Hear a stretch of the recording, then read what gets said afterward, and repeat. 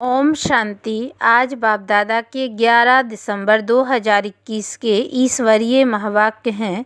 मीठे बच्चे, तुम अभी वंडरफुल रूहानी यात्री हो। तुम्हें इस यात्रा से 21 जन्मों के लिए निरोगी बनना है। प्रश्न: सतयुग में कौन सी चीज़ काम नहीं आती है जो भक्ति मार्ग में बाप के काम आती है? उत्तर: दिव्य दृष्टि की चाबी। सतयुग में इस चाबी की दरकार नहीं रहती। जब भक्ति मार्ग शुरू होता है तो भक्तों को खुश करने के लिए साक्षात्कार कराना पड़ता है। उस समय यह चाबी बाप के काम आती है, इसलिए बाप को दिव्य दृष्टि दाता कहा जाता है। बाप तुम बच्चों को विश्व की बादशाही देते हैं, दिव्य दृष्टि की चाबी नहीं। गीत: मरना तेरी गली में। ओम शांति। मीठे मीठे रूहानी बच्चों ने गीत सुना। रूहानी बच्चों को अंग्रेजी में कहा जाता है स्पिरिचुअल चिल्ड्रन, स्पिरिचुअल फादर और स्पिरिचुअल चिल्ड्रन। अब यह तो रूहानी बच्चे जानते हैं कि हम आत्माओं को वहाँ शरीर तो है नहीं, इसलिए वहाँ कोई रूह रेहान हो नहीं सकती। रूह से रूह रेहान अर्थात वार्तालाप तब हो जब दोनों को शरीर हो। आत्माओं को यहाँ तो अपना अपना शरीर है, बाकी जो नॉलेजफुल रूहानी बाप है उनको अपना शरीर नहीं है, वह है ही निराकार। बच्चे जानते हैं कि शांति धाम में हम आत्माएं अशरीरी रहती हैं, जैसे बाप भी अशरीरी। वह विचित्र है, ऐसे तुम आत्माएं भी बिना शरीर के वहाँ रहती हो। यह समझने की बात है। कहते भी हैं नंगे आए हैं नंगा जाना है, यानी यह शरीर रूपी वस्त्र वहाँ नहीं होगा। आत्मा जब शांति धाम में रहती है तो अशरीरी है, शांति में रहती है। अब रूहानी बाप यह नॉलेज देते हैं, सारी दुनिया में रूहानी बाप और कोई है नहीं और सभी हैं जिस्मानी बाप। रूहानी बाप खुद कहते हैं मैं अशरीरी हूँ। बात करने समय शरीर का आधार लेना पड़ता है। बल शास्त्रों में अक्षर है कि प्रकृति का आधार लेना पड़ता है, परंतु बाप समझाते हैं प्रकृति का तो शरीर बना हुआ है, मैं साधारण शरीर का आधार लेता हूँ। रूहानी बाप को रूहानी सर्जन कहा जाता है क्योंकि याद व योग सिखलाते हैं जिससे हमारी आत्मा एवं निरोगी बन जाती है।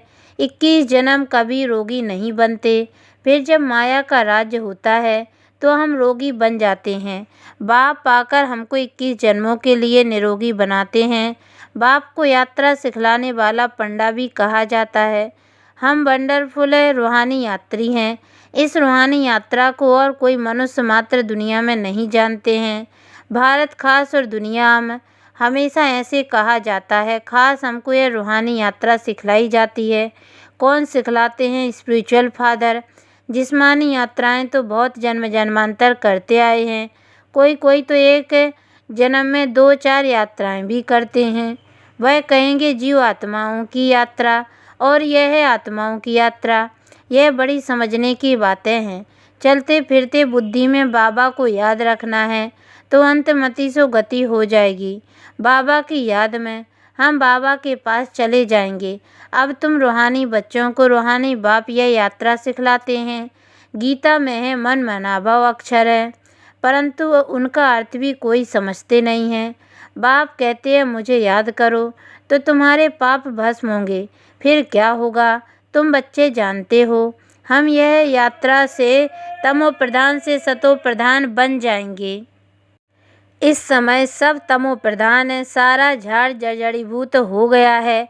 अब आत्मा सतो प्रधान कैसे बने, वापस घर में कैसे जाए? वहाँ तो पवित्र आत्माएं ही रहती हैं।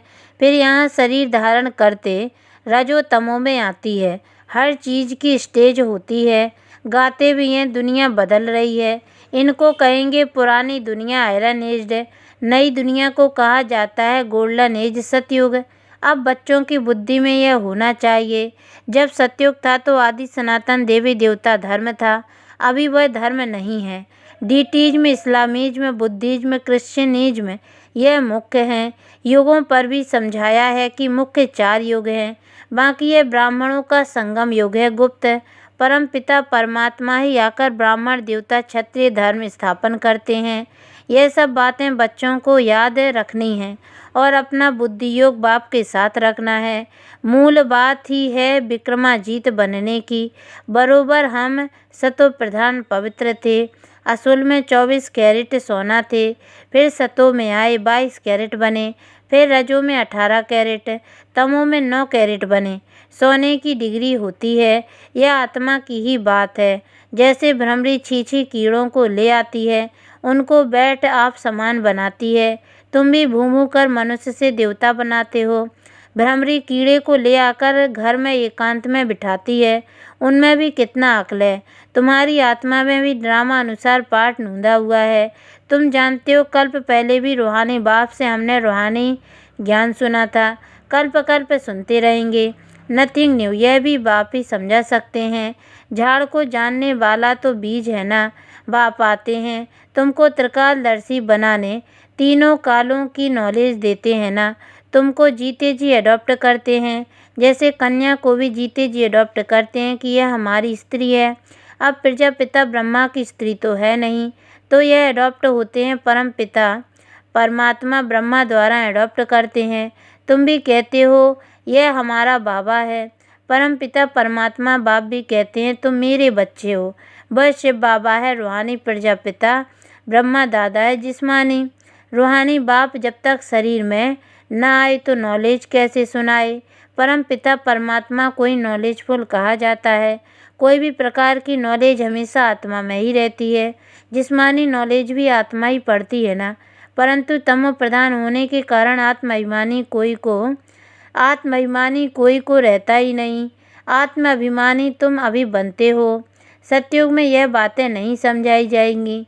इस समय बाप कहते तुम अपने को आत्मा समझ बाप को याद करो, क्योंकि पापों का बोझा इस समय सिर पर है, वह उतारना है। बाप को बुलाते भी इस समय है कि आकर पतितों को पावन बनाओ।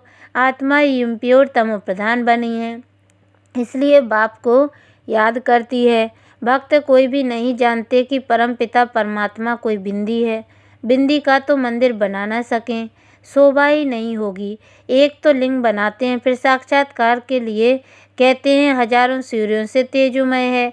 क्या लिंग इतना तेजोमय है? जैसे अर्जुन के लिए दिखाया है ना, उनको साक्षात्कार हुआ तेजोमय रूप का। कहाँ हम तेज सहन नहीं कर सकते हैं? ये अक्षर सुना हुआ है ना, यहाँ भी शुरू में बहुतों को साक्षात्कार हुआ था। कहते थे बंद करो, हम सहन नहीं कर सकते हैं। आंखें लाल हो जाती थी। वह समझते हैं हमने परमात्मा का साक्षात्कार किया। किसने कराया? कृष्ण ने तो नहीं कराया, शिव बाबा ने ही साक्षात्कार कराया। उनको दिव्य दृष्टि दाता कहा जाता है। बाप कहते हैं चाबी मैं तुम बच्चों को नहीं दे सकता हूँ, यह चीज़ मुझे ही भक्ति मार्ग में काम आती है। सतयुग में इसकी दरकार नहीं रहती है। तुम पुजारी से पूज्य बन जाते हो। बाप कहते हैं मैं तुमको विश्व का राज्य भाग्य देकर अपने परम धाम में जाकर बैठ जाता हूँ। मैं पूज्य पुजारी नहीं बनता हूँ। तुम बच्चे अभी सेंसिबल बने हो। चलन से भी समझा जाता है कि यह कितना मीठा है। इनको धारणा बहुत अच्छी होती है। कितने टॉपिक्स बनाते हैं बाबा। जो टॉपिक सुनाते हैं वह नोट रखने चाहिए। आज यात्रा पर समझाएंगे। यात्रा 2 प्रकार की होती है। यह है नंबर 1 टॉपिक। मनुष्य सब जिस्मानी यात्रा कराते हैं भक्ति मार्ग में। ज्ञान मार्ग में जिस्मानी यात्रा होती नहीं। तुम्हारी यह रूहानी यात्रा। बाप समझाते हैं तमो प्रधान से सतो प्रधान। तुम इस यात्रा से बनेंगे। आत्मा पवित्र बनने बगैर घर जा नहीं सकती है। सब आत्माएं यहाँ ही आती रहती हैं, जाते कोई भी नहीं। गवर्नमेंट को भी तुम समझा सकते हो। सतयुग में जब देवी देवताओं का राज्य था तो एक बच्चा एक बच्ची होते थे, सो भी योग बल से। अब ख्याल करो सतयुग में कितने थोड़े मनुष्य होंगे और संपूर्ण निर्विकारी। लक्ष्मी नारायण की गद्दी चली है तो जरूर बच्चा भी होगा। हम जब योग बल से विश्व के मालिक बनते हैं तो क्या योग बल से बच्चा नहीं पैदा कर सकते? यह ड्रामा में नूंद है। पवित्र होने के कारण साक्षात्कार होता है कि बच्चा होने वाला है, वह खुशी रहती है। विकार की कोई बात नहीं। तुमसे पूछते हैं बच्चे कैसे पैदा होंगे? बोलो पपीते का झाड़ मेल फीमेल 1-2 के बाजू में होने से फल पैदा होता है। अगर दोनों 1-2 के बाजू में नहीं होंगे तो फल नहीं होगा। बंडर है ना, तो वहाँ क्यों नहीं योग बल से बच्चा हो सकता है? मोरडेल का भी मिसाल है। उनको कहा जाता है नेशनल बर्ड। प्रेम के आंसू से गर्व हो जाता है। यह बेकार नहीं हुआ ना, यह भारत शिवालय था, शिव बाबा ने बनाया था। अब रावण ने वेश्यालय बनाया है, यह भी किसको पता नहीं है कि शिव जयंती तो मनाते हैं, रावण जयंती कहाँ है। रावण का तो किसको भी पता नहीं है। उनको बनाकर फिर दशहरे के दिन मार डालते हैं। तुम बच्चे जानते हो रावण 5 विकारों को इन पटाखों आदि से नहीं जलाना है, योग बल से उन पर विजय पानी है, जो योग बाबा ही आकर सिखलाते हैं। कहते हैं योगी भव होली भव। गीता में फिर अक्षर है मन मना भव। मुझे याद करो, इस यात्रा से ही तुम शांति धाम में चले जाएंगे, फिर अमर लोक में आ जाएंगे। मनुष्य यात्रा पर जाते हैं तो पवित्र रहते हैं, काशी में जाने वाले पवित्र रहते हैं, परंतु काशी में रहने वाले कोई पवित्र नहीं रहते। यहाँ रावण राज्य में पतितों का व्यवहार पतितों से है, वहाँ है ही पावन का व्यवहार पावन से, फिर भी नीचे तो उतरना ही है। बाबा ने समझाया है, आधा कल्प है दिन, आधा कल्प है रात। यह भी ब्राह्मणों की बात है, ब्राह्मण ही फिर देवता बनते हैं। नई दुनिया में लक्ष्मी नारायण कहाँ से आए?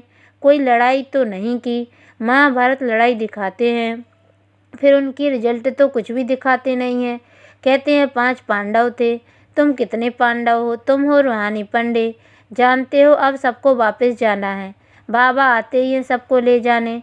वह है सुप्रीम पंडा अथवा गाइड, लिबरेटर। माया से मुक्त कर साथ ले जाते हैं। साथ में ले जाने वाला गाइड तो जरूर चाहिए। यह बातें बुद्धि में अच्छी रीति याद रहनी चाहिए। वह शास्त्र तो छपे हुए होते हैं, कोई भी जाकर पढ़ सकते हैं। यह ज्ञान तो बाप ही देते हैं, फिर शास्त्र पढ़ने की बात ही नहीं। बाप से सुनकर धारणा करनी है। नंबर 1 है याद की यात्रा, उनसे ही पवित्र बनेंगे। हिस्ट्री ज्योग्राफी तो कोई भी समझा ना सके, यात्रा में बहुत कच्चे हैं, याद में ही विघ्न पड़ेंगे। नॉलेज तो बहुत सहज है। बाप समझाती है ड्रामा का चक्र है, उनके 4 भागे इक्वल। लाखों वर्ष आयु होती तो मनुष्य कितने बढ़ जाते।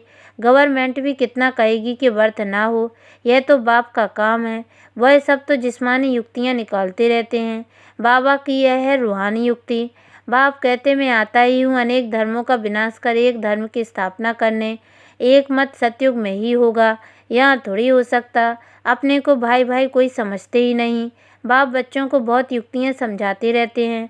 अपने पास टॉपिक्स की लिस्ट रखनी चाहिए, एक एक टॉपिक बहुत फर्स्ट क्लास है। बाबा कहते हैं तुम बच्चों को जास्ती टाएं टाएं नहीं करनी है, सिर्फ कहना है शिव बाबा कहते हैं सब आत्माओं का बाप, मैं परमात्मा हूँ, मुझे ही भगवान कहा जाता है। कोई मनुष्य को भगवान नहीं कह सकते। रूहानी यात्रा और जिस्मानी यात्रा की टॉपिक बहुत अच्छी है। जिस्मानी यात्रा मृत्यु लोक में होती है, यह है मृत्यु लोक है, वह है अमर लोक। तुम बच्चे कल्प कल्प बाप के साथ मददगार बनते हो, इसलिए तुम हो रूहानी स्वीट चिल्ड्रन। अच्छा, मीठे मीठे सिकी लदे बच्चों प्रति माता पिता बाप दादा का याद प्यार और गुड मॉर्निंग। रूहानी बाप की रूहानी बच्चों को नमस्ते, और हम रूहानी बच्चों की ओर से भी रूहानी माता पिता बाप दादा को याद प्यार और गुड मॉर्निंग। बाबा नमस्ते। धारणा के लिए मुख्य सार है, पहली पॉइंट है खुद सेंसिबल बनकर दूसरों को भी बनाना है। अपनी चलन बहुत रॉयल और मीठी रखनी है। दूसरी पॉइंट है रूहानी यात्रा पर तत्पर रहना है। अपने पास अच्छी टॉपिक से नोट रखनी है, एक एक टॉपिक पर विचार सागर मंथन करना है। वरदान अंतर स्वरूप में स्थित रहे, अपने व बाप के गुप्त रूप को प्रत्यक्ष करने वाले सच्चे स्नेही भव। जो बच्चे सदा अंतर की स्थिति में अथवा अंतर स्वरूप में स्थित रहे अंतर्मुखी रहते हैं, वे कभी किसी बात में लिप्त नहीं हो सकते। पुरानी दुनिया, संबंध, संपत्ति, पदार्थ जो अल्पकाल और दिखावा मात्र है, उनसे धोखा नहीं खा सकते। अंतर स्वरूप की स्थिति में रहने से स्वयं का शक्ति स्वरूप जो गुप्त है वह प्रत्यक्ष हो जाता है, और इसी स्वरूप से बाप की प्रत्यक्षता होती है। तो ऐसा श्रेष्ठ कर्तव्य करने वाले ही सच्चे स्नेही हैं। स्लोगन निश्चय और जन्म सिद्ध अधिकार की शान में रहो तो परेशान नहीं होंगे। ओम शांति।